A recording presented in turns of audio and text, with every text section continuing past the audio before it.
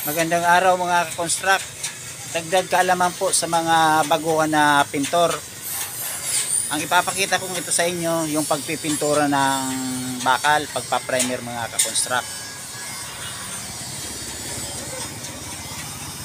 Ito mga construct, makikita natin na ang bakal na to, ang tubular na to, wala naman na kalawang.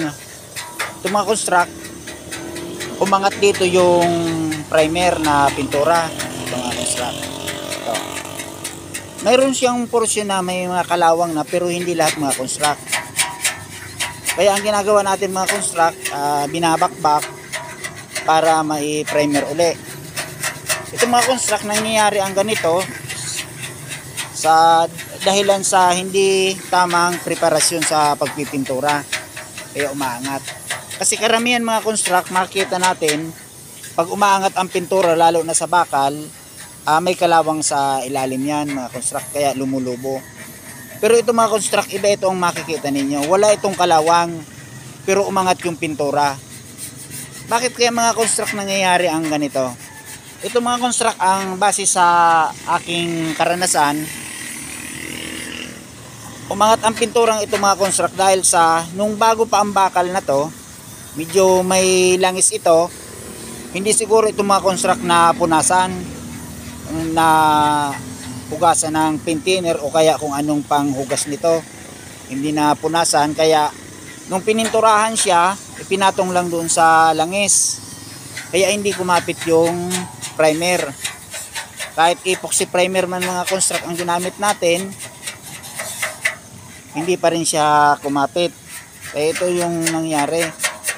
Kaya sa mga baguhan na nagpipintura, pag nagpa-primer tayo ng bakal, kahit anong klaseng bakal, mas mabuti mga construct na ito'y ating punasan, linisan, o kaya liyahin mga construct para matanggal yung mga langis-langis na nakadikit sa bakal.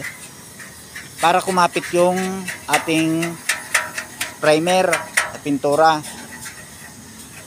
Ito mga construct ang nangyari. Wala pang isang taon ito mga construct, pero nag-angatan na yung pintura. Ang ginamit dito mga construct, epoxy primer naman. Kaya lang talagang hindi talaga tama yung preparasyon nito. Kaya nag-angatan. Kaya ngayon mga construct, ang gagawin natin, babaklasin yung mga existing na pintura. Tapos lilinisin natin to, liliyahin, ituturko kasi para kung may kaunting kalawang matanggal. Pagkatapos natin na applyan ng rust converter, puhugasan natin, pupunasan at patutuyuin, saka natin ipa-primer mga construct. Ito mga construct, yung iba meron ng kalawang, pero yung ang karamihan hindi naman siya kinalawang. Kaya nakikita ko pininturahan ito mga construct, bagong bago, hindi na siya pinunasan, hindi na tinanggal yung mga langis mga construct.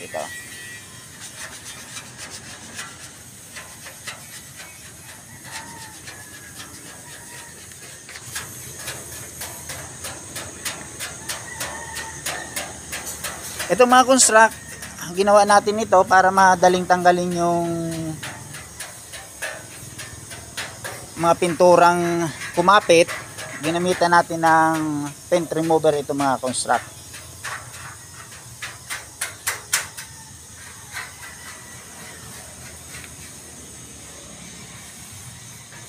Halos lahat mga construct na mga railings dito, ganun ang nangyari. Binakbak natin ito kasi umangat yung pintura niya.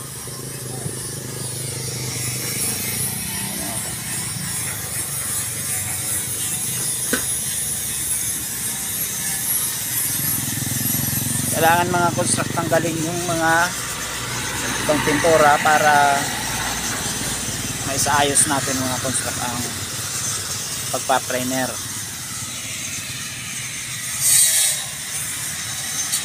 Ito naman mga construct, ginamitan natin ng grinder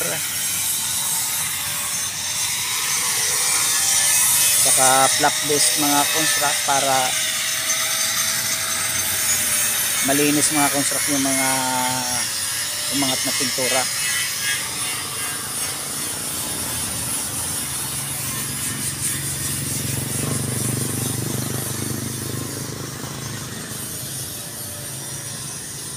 Ang gagamitin mga construct natin dyan na pintura, epoxy primer pa rin.